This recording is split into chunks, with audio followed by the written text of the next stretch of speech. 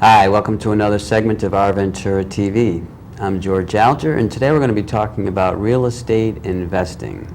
And our guest expert today is Larry Krogh, who is a broker and CEO of GP Realty in downtown Ventura. Welcome, Larry. Thank you. All right, so real estate investing. A lot of interesting things we could say about that. How do you want to open this?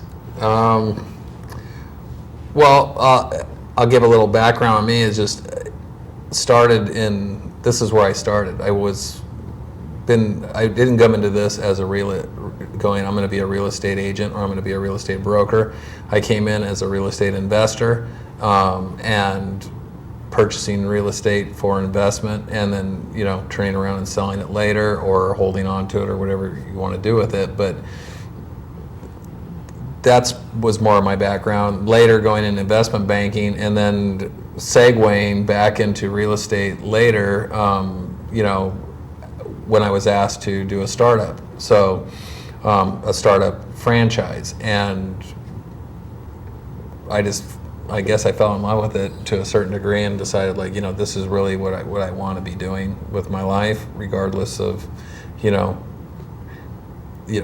the ins and outs of the real estate market. It was still something I wanted to be doing. So that's a little background on me. And I know you've seen some wickedly good times. You've gone through recently some bad times. I've seen some wickedly bad times. Yeah. This last one being the worst. In fact, okay, just to put some time segment onto this, how long have you been into real estate as an investment? I am, I'm getting on in years. Getting long in the tooth, they say, I guess. So a couple decades. So, and I've seen, from the time I remember, I graduated in 1981, and my dad was a general contractor and had a fairly large company. And I remember towards the end of the late 80s, the market started getting dicey then, and that was a pretty bad market. And in the early 70s, I remember there being again, there was a dicey market. Statistically, and you're probably going to get tired of hearing me say that, but it's like the longest downturn we've ever had in the California real estate market was about 8 years. I think that this one is going to stretch overall. When I say a downturn, I mean from it starting, going to bottom, coming back up, that type of thing. So I know a lot of people said, well, we really didn't go into a recession till 2008, or something like that. I keep statistics just on what we're doing. So if we just want to talk about Ventura, not the whole country, but I do know that it was happening everywhere. As early as 2002, I saw cracks starting to appear because I was just watching what was happening. House prices kept going up, so we were still doing really well and what we were getting paid, but number of sales were starting to drop off, and they started getting really, creative with the financing. And when I knew we were really in trouble was probably by 2006, when a lot of people, everybody knew that we were in trouble, but nobody knew to what degree. But at that point, we owned a mortgage company as well at that time. At that point, we were folding up our mortgage company because we were seeing loans start coming out that were stated, which means basically if you got a pulse, you can get a loan almost, and they were negative amortization. So if you were buying a home for $300,000, you could get a loan for the full amount, including the closing costs, in many cases, and it was a negative amortization loan. So if your payment just to break even on that property was $2,000 a month, let's throw that number out, the person was maybe only paying $1,200 of that or $1,500 of that or whatever, and there was huge commissions being paid on those loans. So we saw it coming. It was just, so we closed that end of our business off for liability and risk. reasons, you know. So, good for you. And then we've gotten this mess that the country's in, all right? There's signs of recovery, of course. In fact, depending, I guess, on what you see, some very good signs. But, what is your perspective on investing locally and nationally?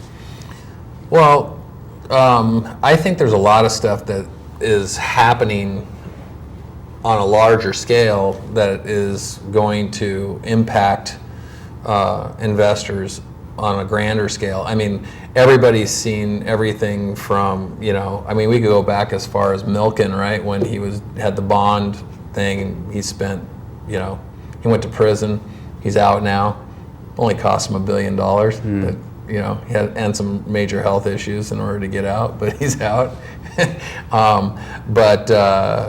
And we've seen Ponzi schemes. We've seen it all, to cooked books for large corporations. I mean, you name it, it's taking place, right? But it's like all of that to me is an indicator of just of everything that's happening, and all the way down to, our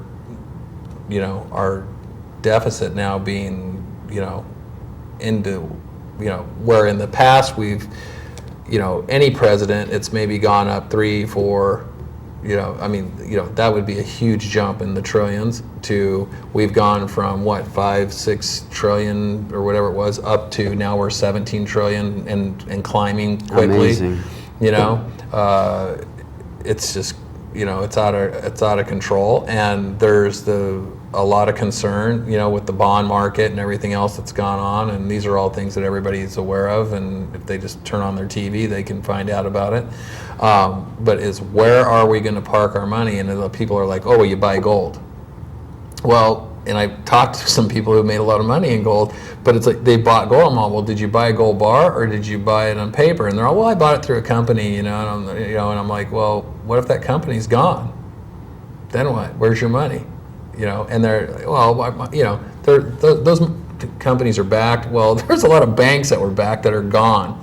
And so I don't think there are any guarantees unless you're sitting on a gold bar, in your hand or something, or something along that nature. And, it's going to come down to is what are you actually holding? It's either going to be gold bars and that type of thing, or it's going to be real estate. And, and I think it could get to the point where, unless you have cash to buy real estate, you're not going to own real estate. Right now, you can still get loans. Loans are good, that type of thing. And I think those are ways to hedge your risk. Yeah, you're not going to have the huge, home runs that you're going to get maybe from the stock market, but you're going to be able to protect yourself a little bit more, than you would maybe in the stock market or something like that. And I'm not saying that a person has to go put all their money into real estate. That's not what I'm saying. But I think especially if you're getting older, I think a lot of people really got hurt, that borrowed against their home and things like that back when when the market was really good to go buy more real estate. I think they overwent it into real estate, and a lot of people overwent into the stock market the same way. They were pulling their money from their house and dumping their money into stocks and that type of thing, and then everything tanked. And a lot of people who were close to retirement are not retiring now. So, in terms of the opportunities out there, due to the general, let's say, the right term here, but the fact that the market, in my life, I've never seen the U.S. government itself look as risky as it is now, all right? So what that implies to everything else in the country is a pretty big statement, all right? So in terms of real estate, you're just looking at real estate as a physical asset, and regardless of what happens, it's a physical asset, comparing it to gold. Correct. Okay. And the fact that if you, and this is something that anybody can look at, right? Rental income. When the market went really sideways and people were losing their homes, that forced people to rent. And because of the rental market being scarce, rental prices went up. You don't normally see rental prices go down real low after they've gone to a certain point. They kind of pretty much hold their own, but the bottom line is that whatever's happening with the economy, rent's a little bit of a buffer if you're an investor. I think, and good example, I remember buying a piece of property for like $260,000, and the rents on it were barely breaking even on the property. And 10 years later, that same place sold for $1.2 million, and the rents were almost double or more. So those are, and it really just, as whatever was happening with the market, those things kind of adjusted with it as far as the rents went. I think that's a good, I think that is a really good way to make sure that, if you had $100,000, how far is that $100,000 going to get you if you're averaging 6% on that money, and where's that $100,000 going to get you if you have it into an investment property? And I'm just throwing out a number, but you get the point that I'm making. And granted, not everybody can get into an investment property on their own, but there are companies that do REITs and that type of thing, which is basically where it's a group where they take investors' money and put it together, and they purchase real estate with it. So you obviously have some risk there as well, because what happens with that company, so all these are risks, but they're all, to me, a little bit better controlled when you have something that's tangible that you can hold on to, or that you have, and especially if you have it where it's cash flowing.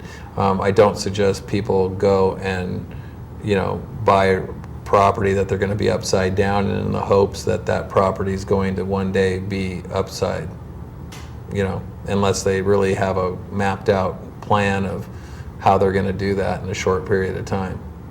Okay, so we're kind of winding down here.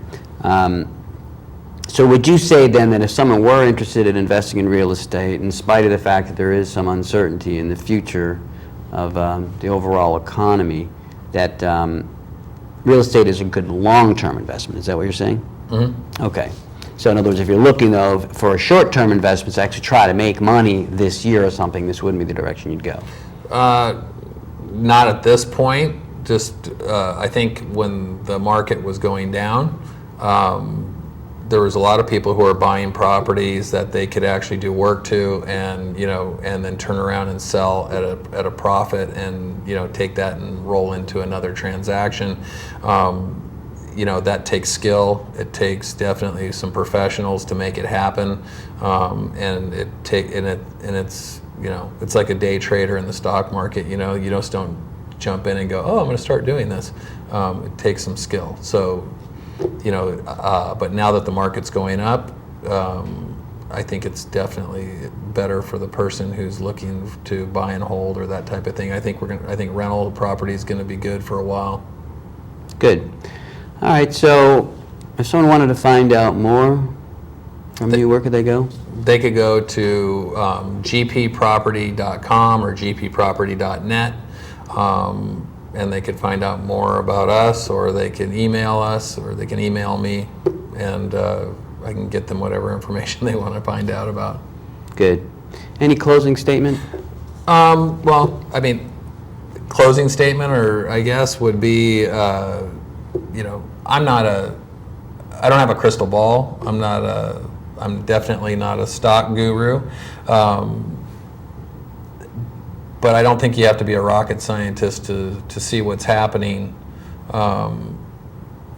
with our society today, where our government is today, and what some of the hurdles are that we have to look at and solve here. So I think people really need to take the viewpoint of, I need to make something happen. I need to take control for myself and not look so much to somebody else to solve their problem, because they might be in for a rude awakening. Thank you, Larry. You're welcome. This is George Alger signing off for this segment of Our Ventura TV, and until we meet again.